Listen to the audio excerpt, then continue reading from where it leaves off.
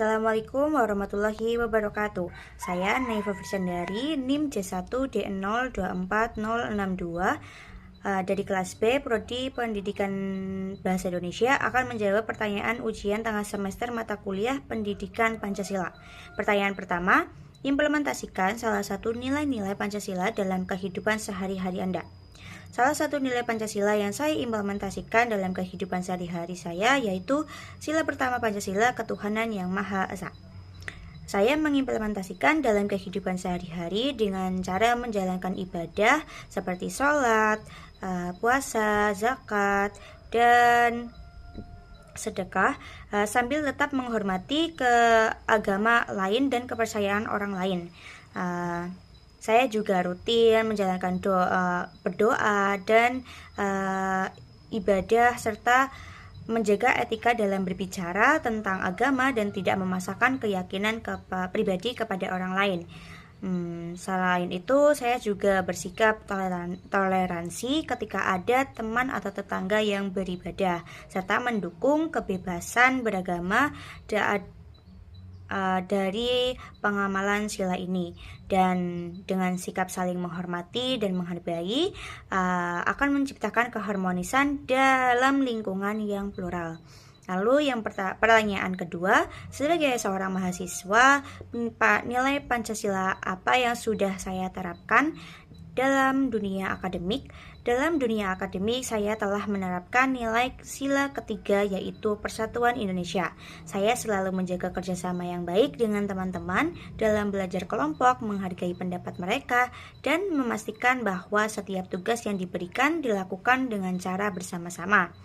Dalam diskusi kelompok, saya berusaha agar perbedaan pendapat tidak memecahkan persatuan, melainkan menjadi kekuatan untuk mencapai hasil yang lebih baik.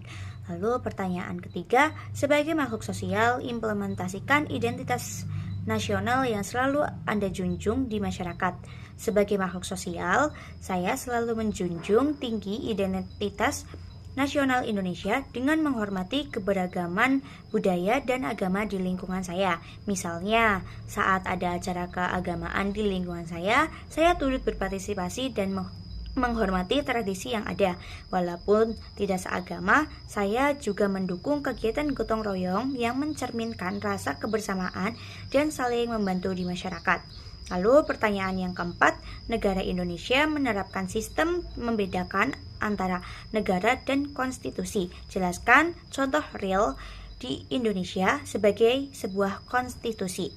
Salah satu contoh nyata Indonesia sebagai negara yang berkonstitusi adalah Undang-Undang Dasar 1945 yang menjadi dasar hukum tertinggi di Indonesia. Konstitusi ini mengatur hak dan kewajiban warga negara, struktur pemerintah, dan sistem hukum yang berlaku. Contohnya, dalam pasal 27 Undang-Undang Dasar 1945 disebutkan bahwa setiap warga negara berhak atas pekerjaan dan penghidupan yang layak, serta berkewajiban menjunjung hukum dan pemerintahan.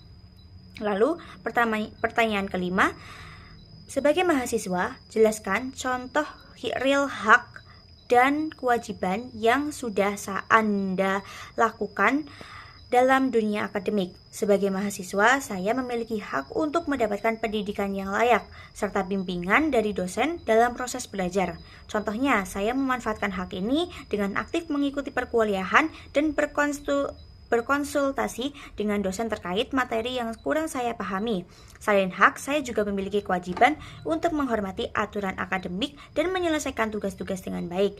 Contohnya, kewajiban saya yaitu mengikuti ujian tepat waktu, tidak mencontek, serta menghormati dosen dan teman-teman dalam suasana belajar.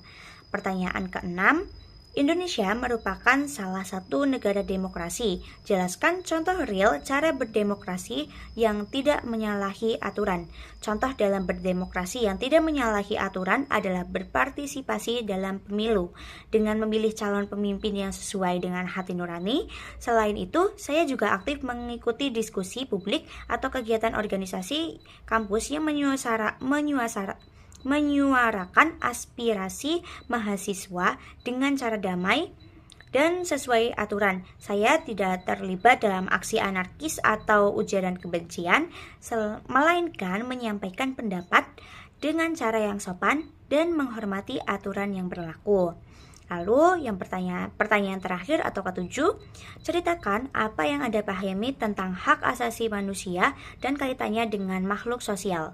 Hak asasi manusia atau HAM, HAM adalah hak-hak dasar yang dimiliki oleh setiap individu sejak lahir, seperti hak hidup, kebebasan, dan keamanan. Sebagai makhluk sosial, kita tidak hanya memiliki hak, tetapi juga tanggung jawab untuk menghormati hak orang lain. Misalnya,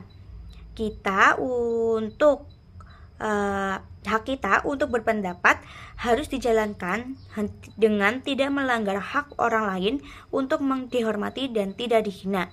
HAM juga mengajarkan pentingnya saling menghargai dalam masyarakat, seperti menghormati kebebasan beragama dan berpendapat orang lain. Seperti itu jawaban saya mengenai ujian tengah semester Pendidikan Agama Islam. Semoga bisa menjawab dan membuahkan hasil yang maksimal. Terima kasih. Wassalamualaikum warahmatullahi wabarakatuh.